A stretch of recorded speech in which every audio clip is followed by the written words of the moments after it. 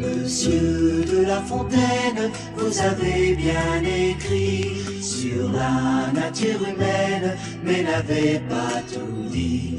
Malgré tant de mots sages de tous les animaux, l'homme est le plus sauvage chaque fois qu'il le faut, et le plus incertain, mais pas le moins malin. Le chêne un jour dit au roseau: vous avez bien sujet d'accuser la nature. Un roitelet pour vous est un pesant fardeau.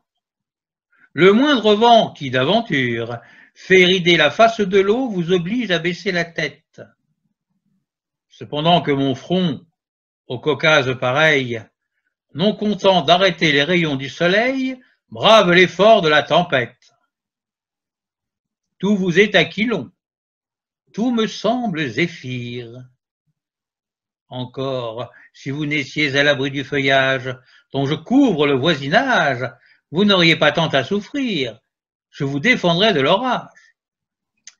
Mais vous naissez le plus souvent sur les humides bords des royaumes du vent.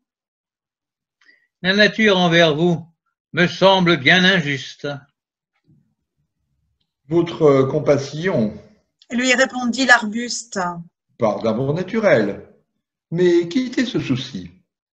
Les vents me sont moins qu'à vous redoutables. Je plie et ne romps pas. Vous avez jusqu'ici, contre leurs coups épouvantables, résisté sans courber le dos. Mais attendons la fin. Comme il disait ces mots, du bout de l'horizon accourt avec furie le plus terrible des enfants que le Nord eût porté jusque-là dans ses flancs.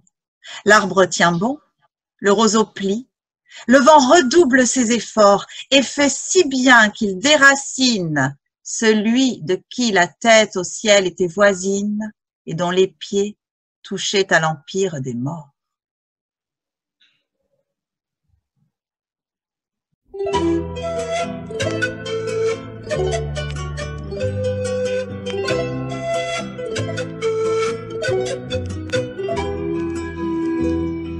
Monsieur de La Fontaine, vous avez bien écrit sur la nature humaine, mais n'avez pas tout dit.